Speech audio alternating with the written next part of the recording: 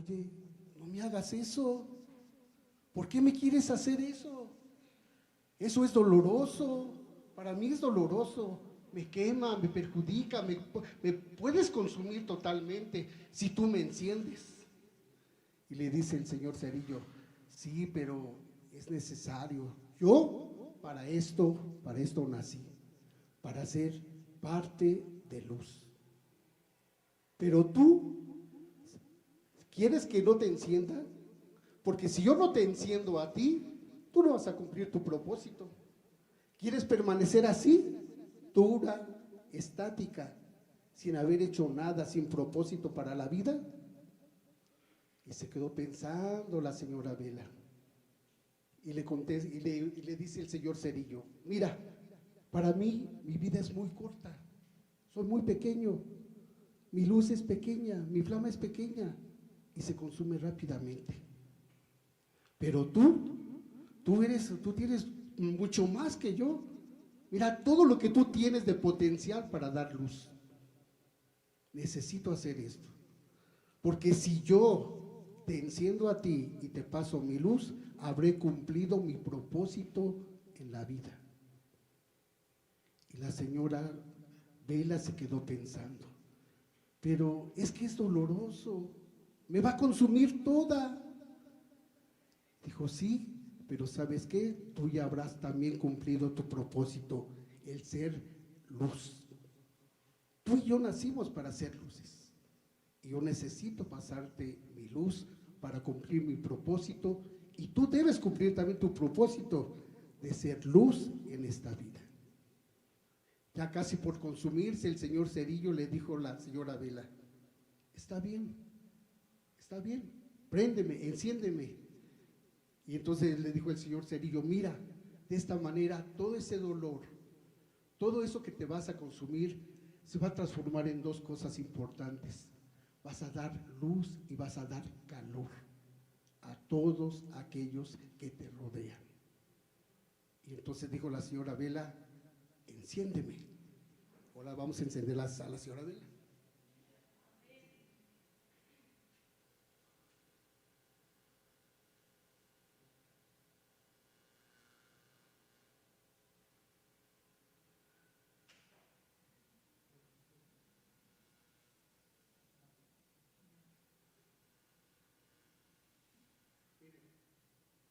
Y esta es la señora Vela. Esta es la señora Vela.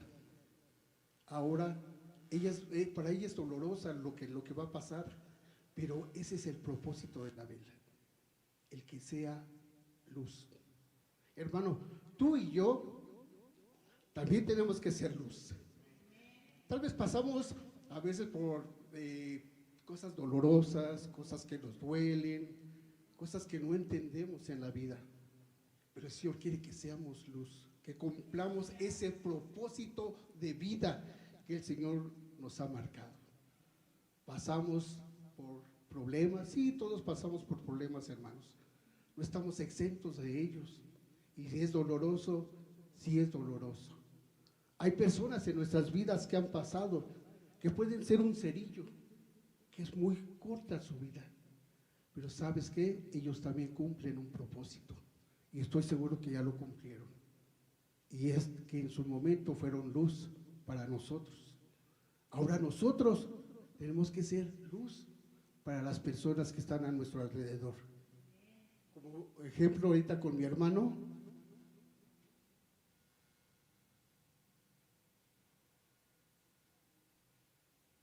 yo le paso mi luz a mi hermano. Y así, esto de pasarle la luz es pasar la palabra de Dios. Es que otros conozcan de ese Dios que nos salvó, que nos redimió, que nos perdonó, que nos ama. Nosotros tenemos que ser luz y esa luz tiene que ser transmitida. Yo no sé si hasta este momento tú has querido ser luz o has querido ser como esa vela que no quería ser encendida por el dolor, por el qué dirán, no sé, pero esta tarde yo te quiero decir que Dios te ha llamado para ser luz en medio de la oscuridad. Si es cierto, Nada más ahorita somos con mi hermano Víctor Hugo y yo aquí encendiendo, pero imagínate que cada uno de nosotros transmitiera una luz, no muchas, una luz a otra persona. Este lugar estaría lleno. Eres luz, hermano. Eres luz, hermano. Que el Dios les bendiga y ahora sí vamos a comenzar con la predicación. Un aplauso para la señora Vela y el señor Seguillo, hermanos.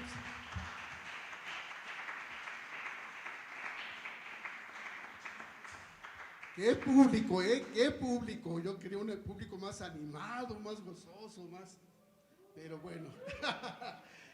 Vuelvo a repetir, Isaías 43, 19, dice el versículo: he aquí que yo hago cosa nueva, pronto saldrá la luz, ¿no la conoceréis? Otra vez abriré camino en el desierto y ríos en la soledad. En el contexto, Isaías estaba profetizando sobre los babilonios que conquistaron a Judá y enviaron a la nación de Israel al exilio por 70 años.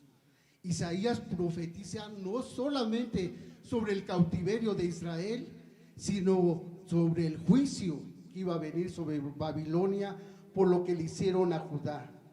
En este tiempo de esta profecía, Babilonia, antes de ser juzgados por Dios, Babilonia era una potencia dominante en todo el mundo. Ahora la pregunta era, ¿cómo Dios liberaría a su pueblo Israel y cómo juzgaría a Babilonia? En la profecía, Dios mismo les recuerda cómo fueron liberados de la esclavitud de Egipto. Acompáñenme a Isaías 43, 14, 21. Isaías 43, 14, 21.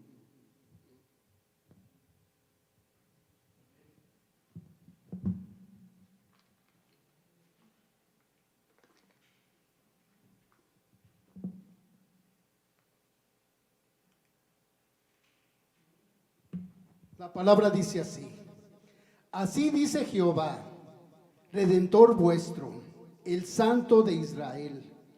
Por vosotros envié a Babilonia e hice descender como fugitivos a todos ellos, aun a los caldeos en las naves de que se gloriaban.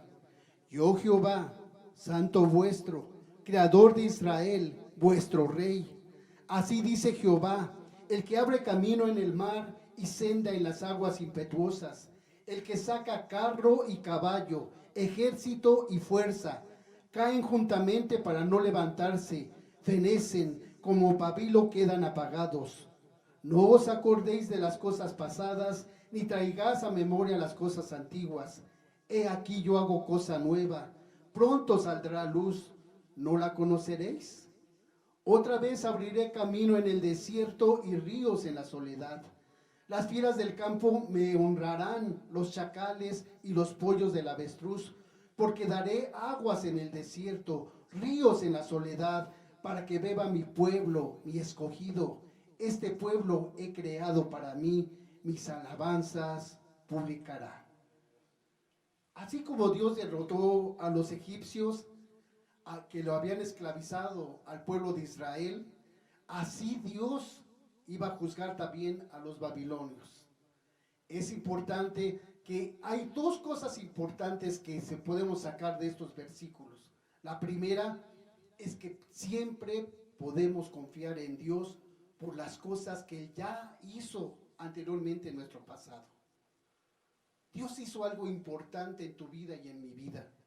No sé, un milagro, una sanidad, algo hizo y por eso tú estás aquí. El segundo punto es que Dios dice que Él pelea nuestras batallas y con Él tenemos la batalla asegurada. Aquí se está refiriendo a dos potencias importantes que conspiraron contra el pueblo de Israel, los egipcios y los babilónicos, y ambos fueron derrotados por nuestro Dios. Aquí se nos describe también algunos títulos de nuestro Dios todopoderoso. Dice: Jehová, Redentor vuestro, el Santo de Israel, Santo vuestro, Creador de Israel, vuestro Rey. ¿Cuál es el propósito de mencionar algunos de estos nombres de nuestro Dios? Es profético, hermano. Dice la palabra de Dios que si nosotros mencionamos el nombre del Señor, Él se manifestará. Y aquí inclusive tenemos una canción que cantamos, ¿verdad? Él, y decimos Yahweh, Yareh, Yahweh, Jireh, Yahweh, Rafa, Él se manifestará.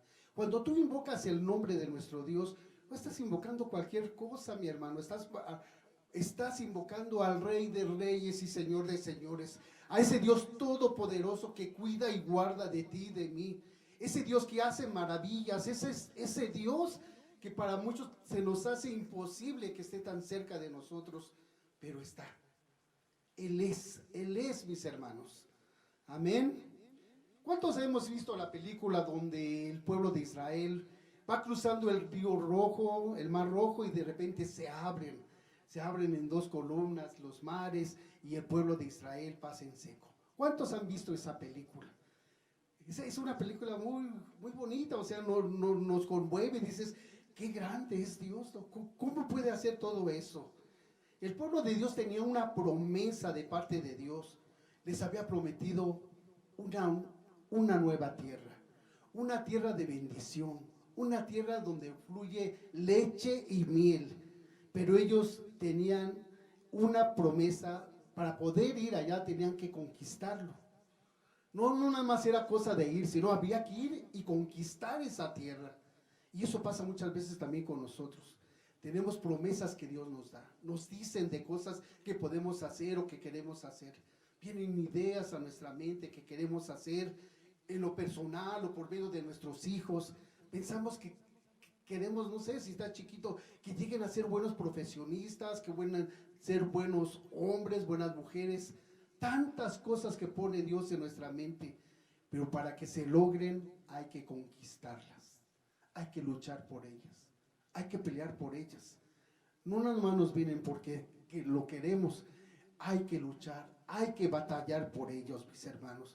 Estos sueños que son depositados en Dios, en nuestro corazón, tienen un propósito de vida, pero tenemos que conquistarlos.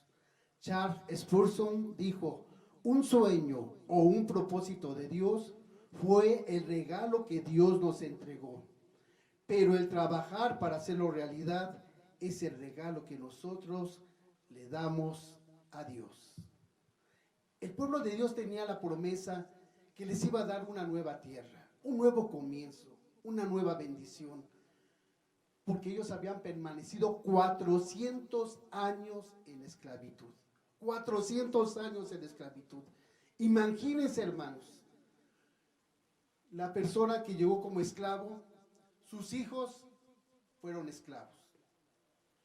Ellos vivieron como esclavos. Luego la otra generación también en esclavitud. Fueron 400 años, imagínense el número de generaciones que pasaron. Pero lo más importante es que ellos, fue tanto y tanto el tiempo de esclavitud, que eso quedó impregnado en ellos, en su mente, en su corazón, en sus hábitos, en su manera de actuar, en su manera de hablar. Todo quedó impregnado de esa esclavitud que tuvieron durante tanto y tanto tiempo. ¿Y saben qué? Esto no les permitió alcanzar la bendición de la tierra prometida. Era tantos y tantos años que tuvieron ellos, que cuando había algún problema, de inmediato querían regresar a la esclavitud, a lo que conocían, a lo que estaba en su mente y en su corazón, porque no conocían la libertad. Conocían la esclavitud y ellos pensaban que la esclavitud era lo mejor para ellos. Dios los liberó, vieron cómo se abrió el mar Rojo, vieron cómo pasaron en seco, pero tenían un problema. Cada vez que había algún inconveniente renegaban de Dios, renegaban de Moisés, renegaban de Aarón. Todo era motivo para estar peleando con Dios. Pensaban que el problema no eran ellos, pensaban que el problema era Dios. ¿Y para qué nos sacaste? ¿Para que viniéramos a morir en esta tierra? ¿Y por qué no tenemos agua? Mira, no hay agua, no tenemos que comer, ya nos hartamos de este maná. y puras problemas, problemas, problemas contra Dios. Hasta que llegó el Señor y dijo, ¿sabes qué? Esta generación no entrará a la tierra prometida. Era tanto y tanto que el Señor dijo, los desechó. Tenían la promesa, tenían la bendición. Dios les había dicho que se las iba a dar y se las quería dar. Pero sus actitudes, su manera de pensar, de actuar, evitaron que llegara esa bendición a sus vidas. ¿Y sabes lo que pasó? Anduvieron 40 años en el desierto. Todos aquellos que no quisieron la bendición de Dios tuvieron que recorrer 40 años en el desierto y ninguno de ellos pudo entrar y poseer la tierra prometida. Solamente 2 de toda esa generación, que fue Josué y Caleb. Pero todos los demás quedaron postrados en el desierto. 40 años, la bendición estaba 40 años atrás que Dios se las quería dar. Pero por su manera de ser, de hablar, de comportarse, no recibieron esa bendición. ¿Qué les quiero decir con esto, mis hermanos? Que nosotros tenemos que cambiar muchas veces nuestra mentalidad, nuestra manera de hablar. Si no, de otra manera no vamos a poseer las bendiciones que Dios nos quiere dar. No es que el Señor tenga preferidos con unos y con otros no. No, estamos viendo en la mañana que Dios nos ama a todos por igual. No hay diferencias. Dios nos ama como somos, como estamos. Dios nos ama, somos creación de Él, somos bendición de Él. ¿Y cuál era la diferencia entre la primera generación y la segunda generación? La primera era que tenía una mentalidad de esclavitud. Ellos estaban acostumbrados a sus malos hábitos, a su mala manera de pensar. Ellos estaban acostumbrados a eso, no conocían otra cosa, y cuando se les habló de un cambio, no lo quisieron hacer. Seguramente ellos hubieran llegado a la tierra prometida, a la tierra que fluye leche y miel, no hubieran podido conquistar esa tierra. Tuvieron que quedarse en el desierto, tuvieron que morir en el desierto. Sin embargo, la otra generación que vino fue una nueva generación con otra mentalidad, con una mentalidad de combate, de conquista, y le creyó a Dios eso que había dicho que les iba a dar esa tierra prometida. Ellos sí creyeron, ellos sí dijeron, yo quiero esa tierra prometida, yo quiero eso que tú nos quieres dar, Señor, porque tenían la certeza de que tenían un Dios que podía cumplir lo que decía. Nuestra congregación recibió una promesa. Nos dijeron que el enemigo nos iba a robar, nos iba a regresar todo aquello que nos había robado. ¿Cuántos han creído a esta promesa? Levante su mano. Ahora la pregunta es, se están llevando a cabo oraciones aquí de 5 de la mañana, 8 de la mañana y 9 de la noche. La pregunta es, ¿estás asistiendo para que tu promesa tenga cumplimiento? ¿O nada más la tienes en la mente y dices, sí, yo quiero la promesa, yo quiero la bendición? Pero para eso hay que luchar, hay que batallar, hay que esforzarse. De otra manera no va a valer esto, hermanos. Porque si nosotros hemos creído en esto, tenemos que ver y hacer cumplimiento de esto, pero por medio de combatir, por medio de pelear nuestras bendiciones. Todos no solamente tenemos esta, tenemos muchas bendiciones que Dios nos ha prometido. Pero la pregunta es, ¿estamos luchando, batallando para que tengan cumplimiento estas promesas? Si es así, gloria a Dios, hermano. Pero si no es así, es el momento, hermano, de que comencemos a despertar. No nos quedemos como esa generación que nada más quería recibir la bendición por recibirla. Tenemos que luchar por ella. Todo es una lucha en esta vida. ¿Quieres poseer algo? ¿Quieres tener algo? Lucha por ello. Lucha por ello, mi hermano. Acompáñame a Proverbios 23:7. Repito, Proverbios 23:7.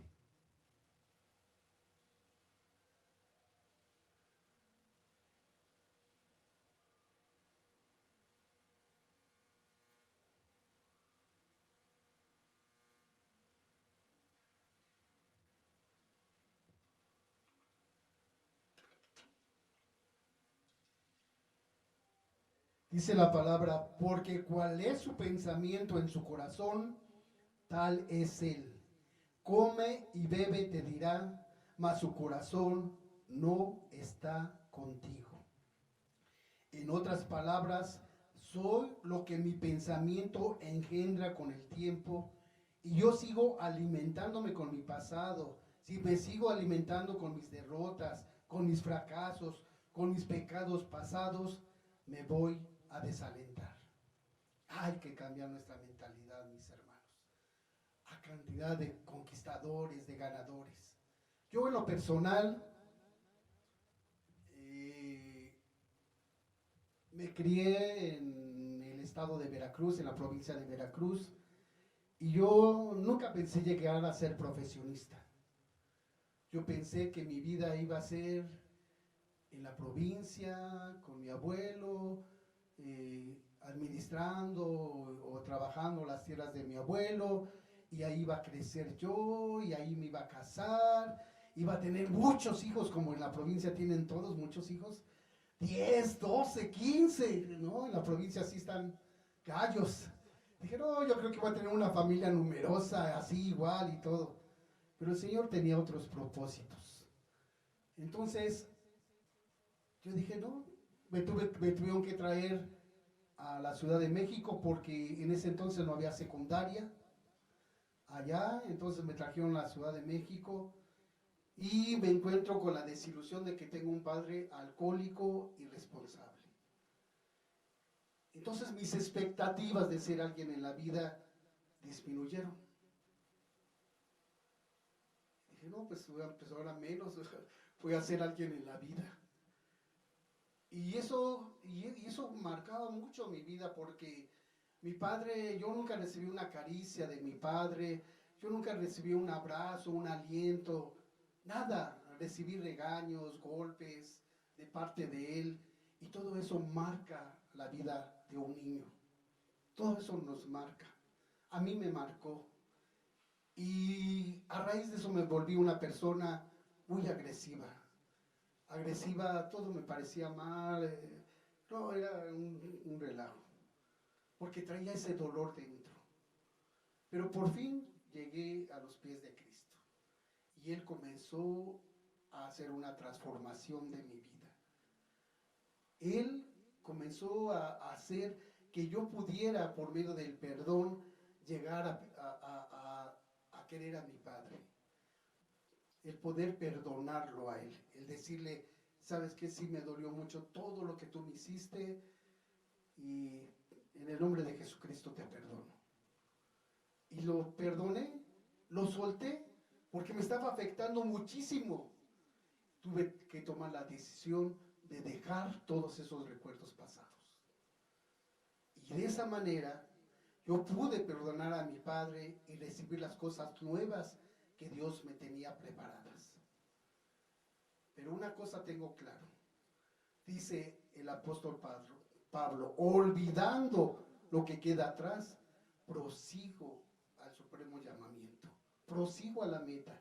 Hermano, si tú te quedas con el pasado, si tú te quedas pensando en lo malo que ha habido en tu vida, que alguien te ofendió, que alguien te dejó, que alguien te abandonó, no sé, tantas cosas que nos pasan en la vida, y sigues guardando el pasado, un pasado doloroso, no vas a poder caminar. Necesitas entregar eso en las manos de nuestro Salvador y pensar y hablar de otra manera. Cuando yo rendí esto ante Cristo y le dije y tomé su mano para seguir adelante, Él se encargó de sanar las heridas. Y Él se va a encargar de hacer lo mismo contigo si es que estás pasando por este problema. Amén. Continúa diciendo, no os acordéis de las cosas pasadas. Isaías escribió proféticamente a Israel. Ellos estaban desesperados en el cautiverio y el exilio, pero Dios quería que pusieran atención en las cosas nuevas que Él quería hacer con su pueblo, que no recordaran los fracasos y los desánimos del pasado, porque entonces no avanzarían en lo que Dios les tenía preparado para ellos. Y es por eso que les dice el Señor, Mira, tú tienes un Dios que es poderoso. Jehová, dice, Jehová, Salvador nuestro, Redentor nuestro, el Santo de Israel, vuestro Dios, vuestro Rey. En ese momento es como tú comienzas a alabar y bendecir el nombre del Señor. Cuando tienes conciencia de a quién le estás alabando, cuando tienes conciencia de quién es ese Dios poderoso que está apoyándote, que está ayudándote. Porque muchas veces nosotros pensamos que Él está tan lejos de nosotros que no se acuerda de nuestros problemas. Pero no, Él decimos que Él es un Padre amoroso. Todos tenemos un pasado, alguna cosa que no son buenas. Por lo tanto, tenemos que pedir perdón y aprender de nuestros errores y esperar las cosas nuevas que Dios tiene para nuestra vida. En la palabra vienen algunos personajes que no calificarían para Dios, como por ejemplo David, era, pues fue tuvo el pecado del asesinato de Urías, y también tuvo el pecado del adulterio con Betsabé. También tenemos por otro lado a Zaqueo, que se dice que que robaba a la gente. Y tenemos a Rahab, que se dice que era una prostituta.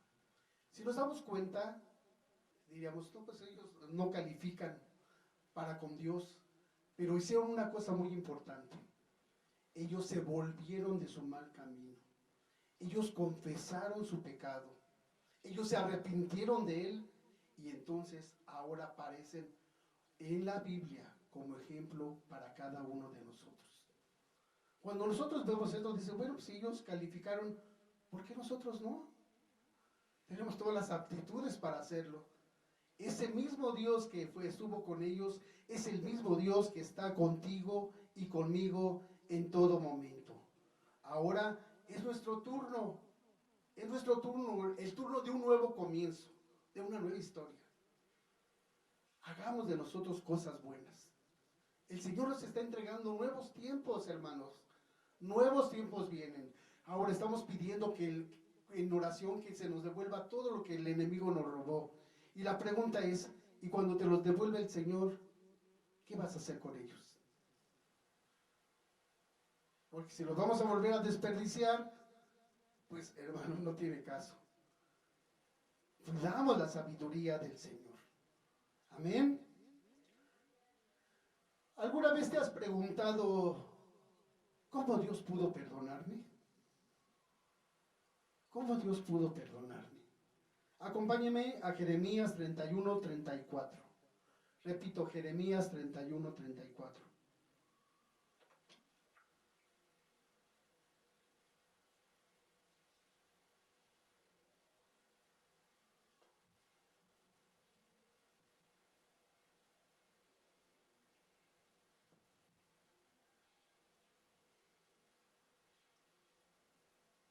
La palabra dice así: y no enseñará más ninguno a su prójimo, ni ninguno a su hermano, diciendo, conoce a Jehová, porque todos me conocerán desde el más pequeño de ellos hasta el más grande, dice Jehová, porque perdonaré la maldad de ellos y no me acordaré más de su pecado. Dios quiere sanar nuestras dolencias pasadas, pero la decisión es nuestra para dejarlas ir. Al igual que David, debemos reconocer nuestros errores, nuestra falta de perdón, reconocer que tenemos heridas que no hemos dejado que sean sanadas. Acompáñeme al Salmo 32:5. Repito, Salmo 32:5.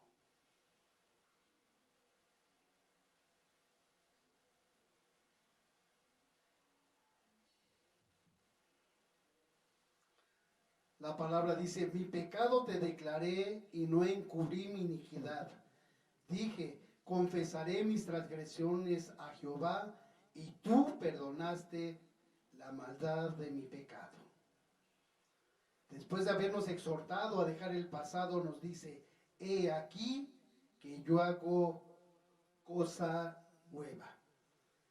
Quedarnos estancados en el pasado nos aleja de las cosas nuevas que tiene Dios para cada uno de nosotros. Hay un refrán que dice, el ayer es historia, el mañana es incierto, pero el hoy es un regalo de Dios. Por eso se llama presente. Por eso se llama presente. Vive tu presente, hermano. Deja de pensar en el pasado y el futuro. No vas a poder hacer absolutamente nada. Pon los fundamentos en el presente para que en el futuro esa bendición que tú estás queriendo, que tú estás orando, la veas reflejada en tu vida. Cuando estamos atrapados en los pensamientos y acontecimientos del pasado, recordando las heridas y el dolor que sufrimos, nos volvemos insensibles a las cosas de Dios.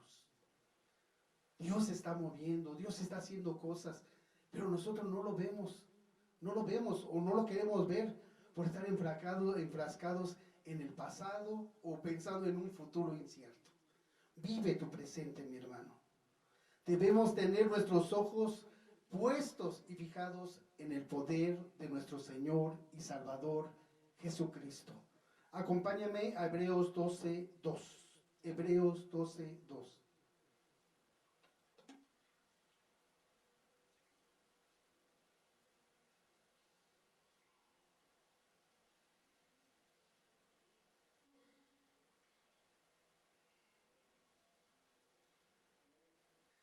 La palabra dice así: puestos los ojos en Jesús, el autor y consumador de la fe, el cual por el gozo puesto delante de él sufrió la cruz, menospreciando el oprobio, y se sentó a la diestra del trono de Dios.